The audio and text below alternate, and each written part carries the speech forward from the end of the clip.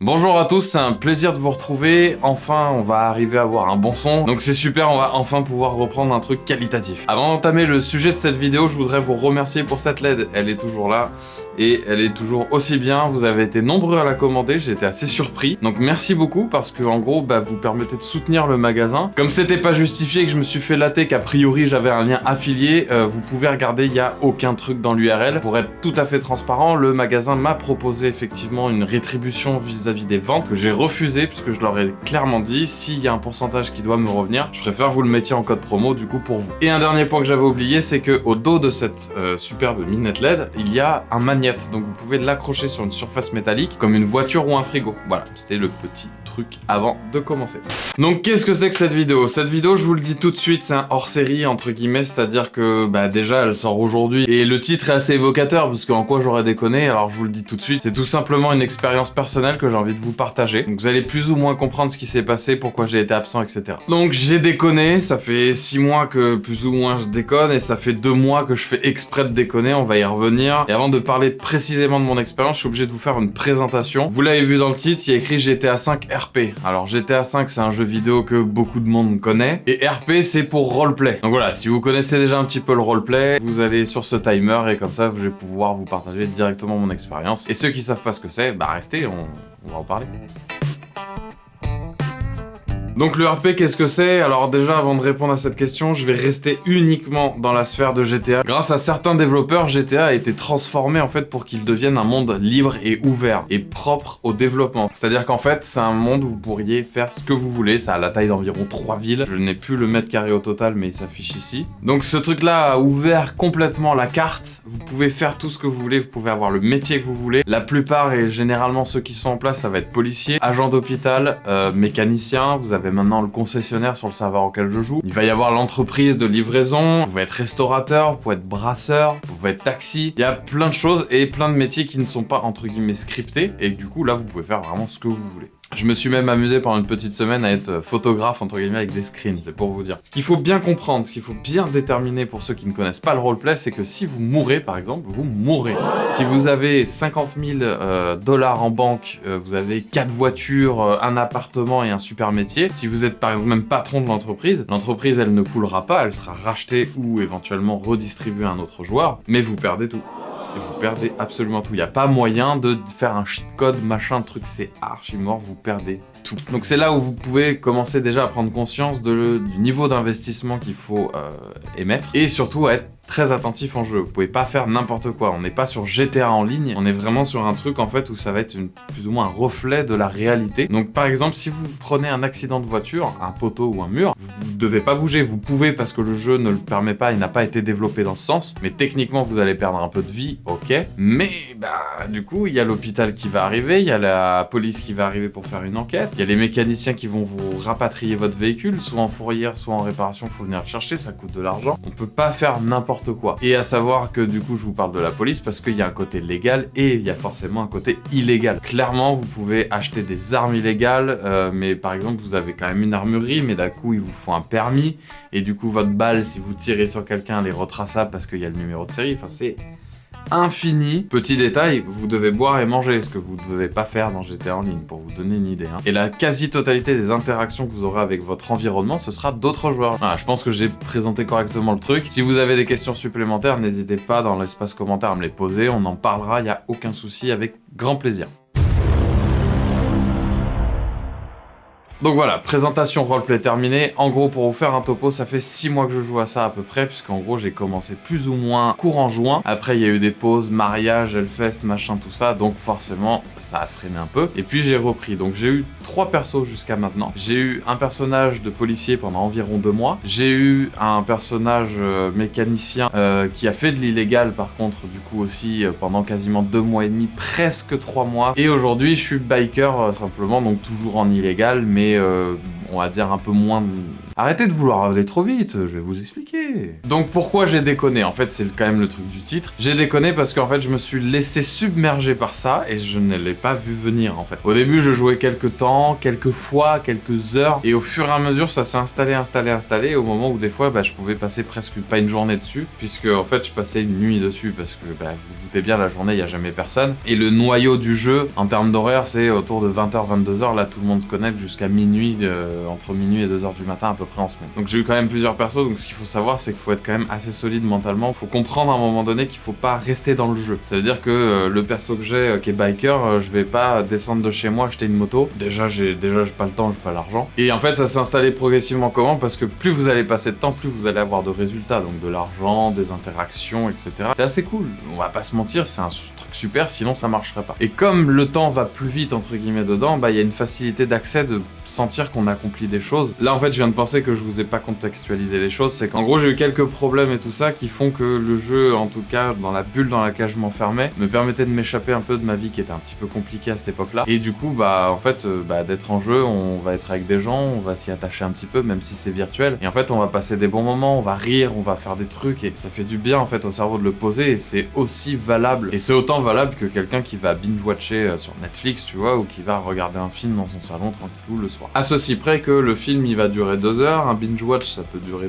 pas mal de temps j'avoue, mais là le jeu ça peut vraiment durer très longtemps aussi. Et donc voilà, je disais la facilité d'accès puisqu'en gros un salaire dans la vie réelle vous l'avez tous les mois, là vous l'avez toutes les heures, donc les choses évoluent très vite. Sans accabler ce groupe de personnes qui peut-être regardera la vidéo, j'en sais rien, en gros je suis tombé sur des joueurs qui étaient un peu mauvais entre guillemets puisque comme je viens de vous l'expliquer, on cherche à se mettre dans une bulle, donc il faut respecter les joueurs que vous avez en face tout en vous respectant. C'est-à-dire qu'en gros, quand vous êtes dans ce truc-là, c'est une scène de théâtre improvisée. Donc à un moment donné, si vous êtes en train de faire une scène de théâtre style Napoléon machin, vous pouvez pas sortir votre portable et dire allô maman, ouais je te ramène des courses de Lidl. Le public va péter les plombs. Et l'acteur que vous avez en face aussi. Là c'est pareil, il faut respecter ça, rester dans l'environnement dans lequel vous êtes. Et en gros, ces gens-là ne le restaient pas beaucoup et faisaient vraiment des trucs très chiants. Alors c'est des trucs graves en termes de règlement, mais il y a rien, il y a pas de crime. C'est par exemple, ils ont un accident de voiture et comme on était plus ou moins radio, ils continuaient de parler en radio. Mais gros, tu viens de te manger un mur. Et là, je les accable pas du tout, en tout cas là-dessus, c'est que ils jouaient tard. Et du coup, ça m'a décalé parce que je voulais jouer avec eux au début. Et bon, ça s'est désinstallé au fur et à mesure, mais en gros, voilà. Donc je me suis décalé. Et à un moment donné, là où je vais faire une micro-parenthèse, je vais peut-être revenir dessus après, je sais pas. Il n'y a pas eu de vidéo pendant 1 mois et demi, et c'est en partie à cause de ça, à cause de moi, hein. Parce que quand tu joues 3, 4, 5 heures du matin, tu te lèves à midi en moyenne, et que il faut sortir une vidéo à 17h, voilà, je pense que tu t'es fait un peu le schéma là. Donc c'est pas que j'ai pas honte, je culpabilise pas trop parce que j'ai vécu une expérience, ça me permet de vous le partager aujourd'hui, de faire un contenu un petit peu spécial. Maintenant ça a touché beaucoup de choses, ça a touché mon entourage, ça a touché une partie de mon travail, parce que quand du coup en moyenne je me levais à midi, et je bossais jusqu'à 18-19h, donc le truc c'est que je mange 2 fois, ça me faisait 4-5 heures de boulot, ça marche pas, au bout d'un moment ça marche plus. Et dans tout ça en plus j'avais la pression d'être patron, donc je faisais beaucoup de papiers. Je me suis mis une pression pour le faire, je l'ai vécu et en fait à un moment donné, quand tout ça s'est passé, alors en fait j'étais pas patron encore mais j'allais le devenir et en gros ce qui s'est passé c'est que ces personnes-là, pour arrêter de jouer avec, quand vous êtes dans une mafia, vous pouvez pas partir, sinon on vous tue, vous avez trop d'informations, vous connaissez les noms, les têtes, enfin voilà, c'est trop compliqué. Et en fait le seul moyen que j'ai trouvé c'est de les tuer moi, et comme je vous l'ai expliqué en début de vidéo, ou pour ceux qui connaissent le replay, quand vous êtes mort, vous êtes mort. Et du coup on pouvait plus m'atteindre puisque du coup j'étais au sommet de l'échelle de cette mafia, que j'ai ensuite pris la décision de dissoudre pour être vraiment écarté du monde illégal. En fait ça m'avait un peu vacciné et du coup je voulais juste faire mon petit RP patron tranquillou, et en fait c'est quand même une autre pression et finalement il a fallu que je me retrouve en tant qu'indic de la police. Si vous êtes une balance en fait, des mecs peuvent vous tuer, donc c'est encore une pression qui dure. Je vais contextualiser un peu les choses avant de dire ça, sinon je vais passer pour un fou, mais en gros mon cerveau il fonctionne comme ça. Quand je vais me coucher, si je fais un rêve dans la nuit, que ce soit au moment de me réveiller ou peu importe, 6 heures avant que je m'endorme, c'est le sujet auquel je vais rêver pendant la nuit. Alors pas toutes les nuits, je dois faire 3 rêves que je me souviens par mois, mais là en fait j'ai commencé à rêver de ma mort. Et là je me suis dit ok, là ça va trop loin, là je vais trop loin, vraiment. Ça c'est un truc que j'ai gardé pour moi, il y a personne qui est au courant. Et là je me suis dit attends, est-ce que ça serait pas une vidéo super cool à partager? Et du coup, au lieu de s'arrêter là, on va foncer encore plus tête baissée pour voir jusqu'où ça pouvait m'amener. Et aussi du coup par rapport à ce groupe de personnes, je me suis presque fait insulter et tout ça, enfin c'est des choses qui peuvent aussi arriver. Vous êtes en communauté, c'est internet. Donc ça peut réagir un peu en mode Twitter et en gros vous pouvez prendre un sac de caca, c'est ce que je me suis pris mais ça allait encore. Et du coup voilà, j'ai cherché à pousser l'expérience au maximum et du coup ça fait 2-3 mois que je pense à cette vidéo déjà. Et en gros tout ce que je viens de vous expliquer là maintenant, c'est une vidéo que j'avais déjà tournée début décembre. Et en fait je l'ai rematée pour recondenser un petit peu les informations. Parce que je l'ai tournée à chaud au moment où je suis mort avec mon personnage de patron. Parce que finalement je me suis fait tuer pour des raisons évidentes et tout ça. Donc à un moment donné, là au moins j'étais libéré, j'avais plus le contrainte, j'étais plus patron et tout ça. Et en gros une phrase à retenir en gros de ce premier tournage que j'ai fait, c'est retrouver le jeu quand j'en ai envie et pas quand il y en a besoin. J'ai jouer par besoin, parce que les autres avaient besoin, parce que moi il fallait que je joue absolument, et du coup il n'y a plus trop ce plaisir, c'était une contrainte en fait de devoir jouer, et en plus c'était une contrainte de me connecter sachant que je pouvais me faire tuer à tout moment. À tout moment je peux me faire kidnapper dans la soirée, je me prends 2 balles, c'est fini. Vous y êtes attaché à votre perso parce que vous y avez passé du temps, et c'est normal que vous n'avez pas envie de mourir, il faut jouer aussi ce côté peur en fait, parce que vous pouvez pas juste dire « Ah bah je suis mort, je recommence dans 3 jours ». Non. Et en parlant de temps, je vais vous faire un calcul assez effarant, c'est qu'en gros depuis que j'ai commencé à jouer, depuis le mois de juin, j'ai fait un calcul approximatif, mais en gros il s'est passé de juin à aujourd'hui 4500 heures. Sur 4500 heures, un cinquième, un quart que j'ai dû dormir, je vous le dis parce que je suis un peu un gros dormeur quand même, mais surtout j'ai regardé le chiffre, encore aujourd'hui, je suis à peu près à 750 heures, c'est énorme. Si j'avais passé le temps à vous faire des trucs ou même à m'occuper de moi ou je sais pas, n'importe quoi, ben voilà, c'est pas du temps gâché, mais maintenant si j'avais pris du temps pour faire autre chose avec ce projet-là et avec ce temps qu'on m'a attribué, ben j'aurais pu faire des trucs très très cool. Aujourd'hui, j'en ai conscience, c'est l'avantage. Et aujourd'hui, si on calcule, là du coup, depuis le mois de décembre, et c'est pour ça que là on passe un peu à la deuxième partie de la vidéo, c'est après. Maintenant, j'ai changé, j'ai plus le même personnage, je suis biker. Et en gros, là, je suis à un peu plus de 800 heures, ce qui veut dire que j'ai pas beaucoup joué au final. On est fin décembre, j'ai commencé à jouer début décembre. Là où je jouais quasiment entre 5 et 10 heures par soir, là je suis passé à presque en dessous de 5. Il y a des fois j'ai même pas joué, hein, je vous le dis franchement. Et parce que du coup j'ai envie de jouer avec ces gens-là, que c'est des gens qui sont cool et tout ça, et en fait ça se passe vachement mieux. Et qu'en fait comme on fait beaucoup de choses pendant 2, 3, 4, 5 heures de jeu, en fait même des fois au bout de 3 heures j'en peux plus et du coup j'arrête, je leur dis voilà je rentre, je vais me coucher. Et en fait bon je me mets une petite vidéo YouTube mais au moins je me détends et j'ai envie de jouer, j'ai plus besoin de jouer, j'ai envie de jouer. Donc pourquoi je fais cette vidéo, c'est un peu aussi pour essayer de prévenir, et je sais qu'il y a beaucoup de jeunes sur YouTube, peut-être qui tomberont dessus, et vous êtes là vous aussi. Faut faire attention aux addictions, ok il y a ce qu'on connaît déjà, il y a la drogue, la cigarette, l'alcool, mais ça peut aussi être ce qui est un peu moins répandu, c'est les jeux d'argent, ou alors ce genre-là, c'est être sur internet parce que vous êtes avec des gens et parce que évidemment c'est cool et tout ça, il n'y a aucun problème là-dessus, mais il faut faire attention. Là effectivement je me suis laissé emporter, et après je me suis dit tant qu'à avoir la tête dedans déjà jusqu'au cou, ben vas-y on y va, on nage, c'est parti en double crawl et voilà. Ce qui m'a quand même pas mal aidé, ça a été le soutien que j'ai eu de mon entourage, et